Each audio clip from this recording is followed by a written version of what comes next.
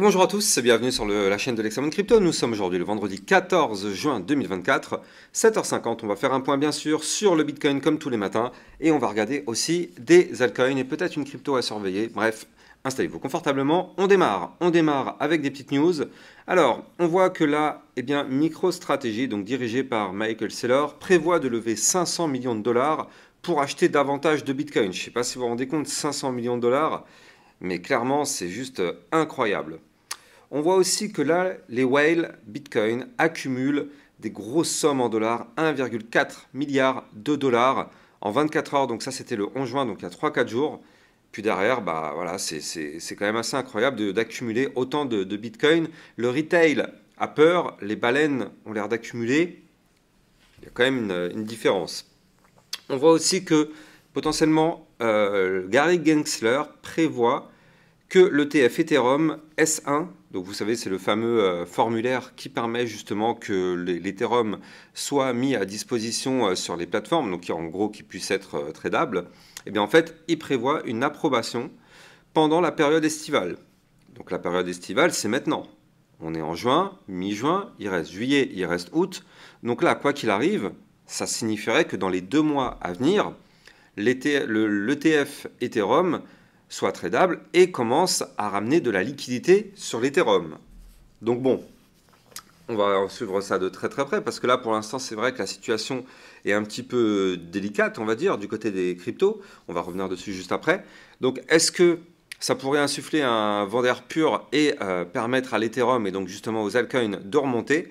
Et bien ça en tout cas c'est ce qui pourrait arriver si jamais on arrive à avoir ce formulaire qui soit validé et qu'on commence à avoir des liquidités, des grosses liquidités qui arrivent sur l'ETF Ethereum. Allez, sans plus attendre, nous, on va regarder le Bitcoin. Mais avant ça, je rappelle bien sûr que tout ce que je vais dire dans cette vidéo n'est en aucun cas un conseil financier. C'est à vous de faire vos propres recherches et n'oubliez pas que le trading de crypto comporte des risques de perte partielle ou majeure. Alors, malheureusement, le Bitcoin, c'est pas beau. C'est pas beau. Et regardez, hier, malheureusement, on a cassé le niveau clé qu'on ne voulait pas. Surtout pas casser le niveau clé des 66 956. Donc là, malheureusement, c'est cassé, c'est sous nos yeux, hein, on ne peut pas dire le contraire, c'est cassé. Maintenant, heureusement tout de même, heureusement, qu'il existe le pullback. C'est-à-dire que oui, c'est cassé et là, dans l'idée, ça valide le double top, souvenez-vous. Je rappelle qu'un double top est une figure chartiste de retournement baissier. Donc là, avec cette cassure qu'on a fait hier, ça validerait le double top et la logique du trading et de ce potentiel double top voudrait signifier que le Bitcoin pourrait continuer sa phase baissière pour aller chercher ici, pourquoi pas, les 64 464, 63 264, 62 231 ou bien, encore une fois, ici, zone de support majeure du bas du range.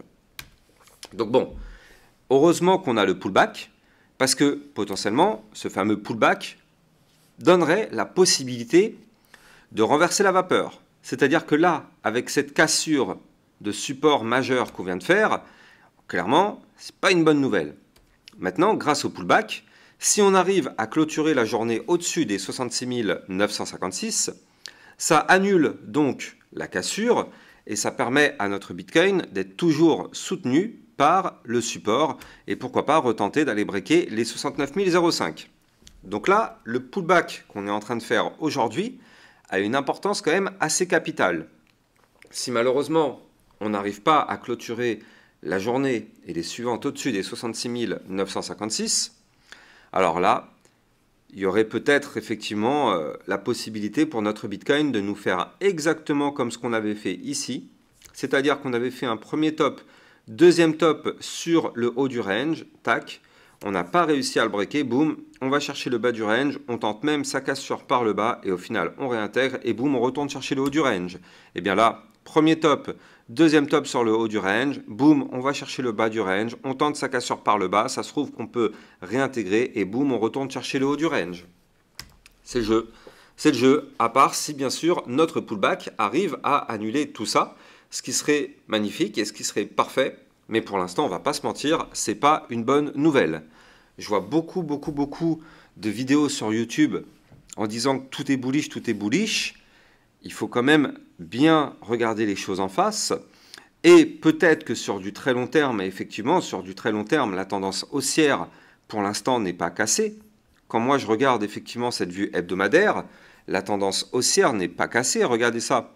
On est toujours ici sur une poussée haussière, un retracement comme ceci, donc c'est un bull flag, et on n'a pas formé ici de point bas plus bas que le précédent. Donc pour l'instant, en vue long terme, par contre, effectivement, on peut encore imaginer que là, le Bitcoin pourrait nous préparer quelque chose. Oui, ça c'est vrai. C'est vrai. En plus de ça, en vue long terme, le RSI continue de descendre un petit peu. On est actuellement à 63. Donc ça, c'est plutôt une bonne nouvelle. Ce serait même parfait de revenir chercher la zone des 50 à peu près, ce qui serait vraiment juste génial. Mais voilà, en long terme, dire qu'on est bear, pour l'instant, ce n'est pas le cas. Par contre, en vue jour, c'est vraiment tristounet. Donc là, ce qui pourrait se passer dans les prochains jours, ce serait potentiellement une chute de combien? De moins 8, bon, quasiment 9% pour aller chercher le bas du range. C'est ce qui pourrait nous attendre sur le Bitcoin. Et je vous laisse imaginer les dégâts sur les altcoins, parce que vous le savez, quand le Bitcoin chute ne serait-ce que de 5%, c'est du moins 10, moins 15, moins 20% sur les altcoins.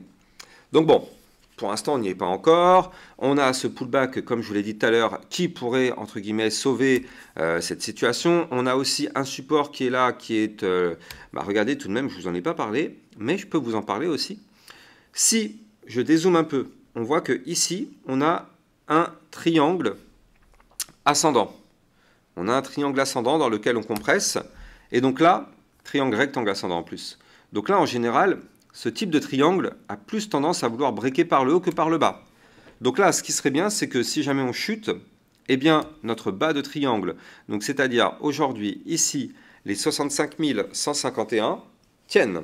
Alors bien sûr, plus les jours vont avancer, plus le niveau clé du bas du triangle va monter, vu que c'est un triangle ascendant. Mais bon, là, ça voudrait dire qu'on a aussi un beau support qui est ici, qu'il ne faudra surtout pas breaker quoi qu'il arrive. On verra ça, bien évidemment, dans les prochains jours.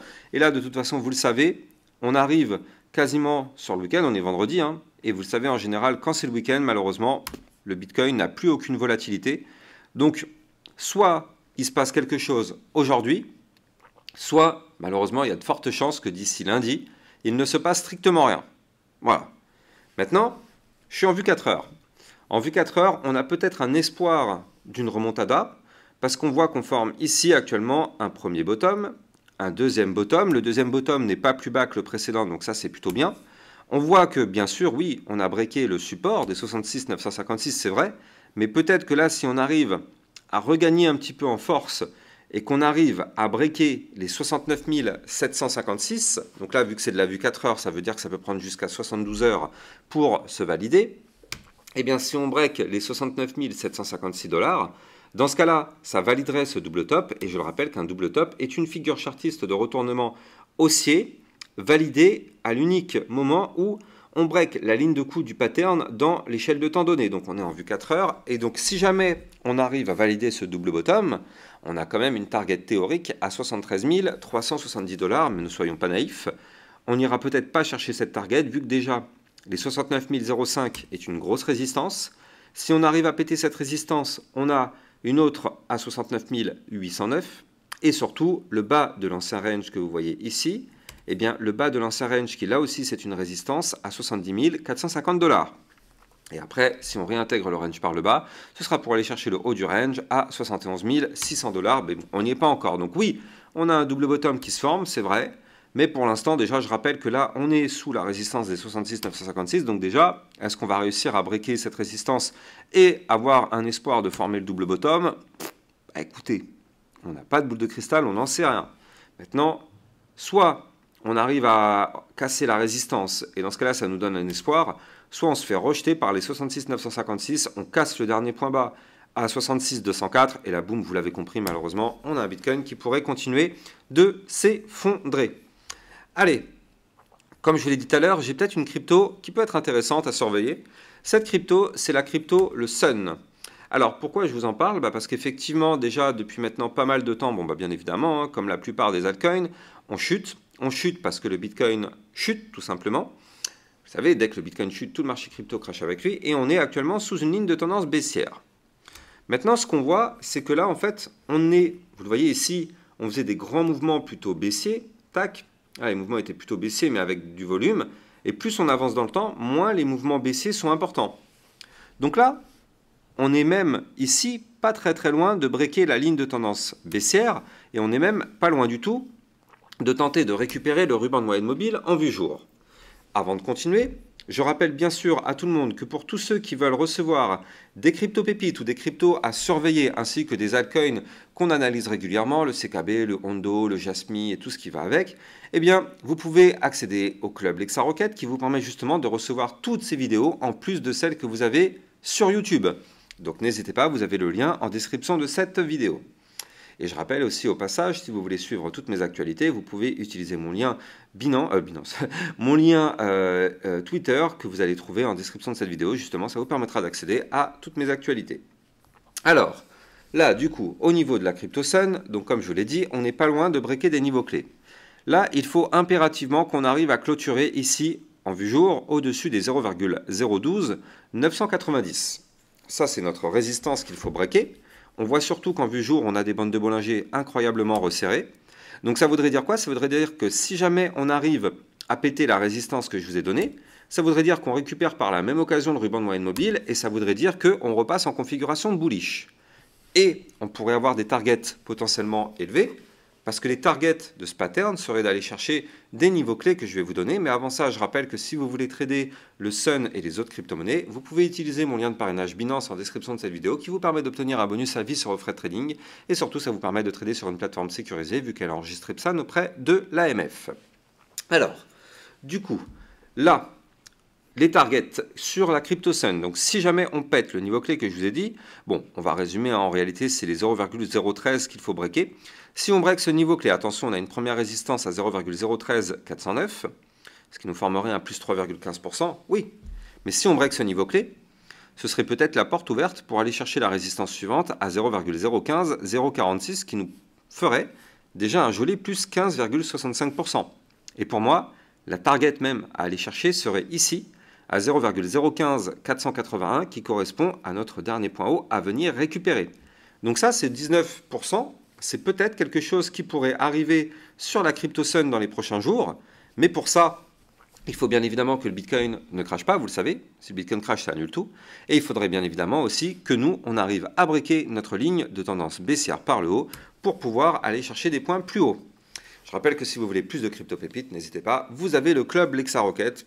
Quant à moi, j'ai plus qu'à vous souhaiter une excellente journée. Je vous donne rendez-vous peut-être plus tard pour une prochaine vidéo. Ciao, ciao!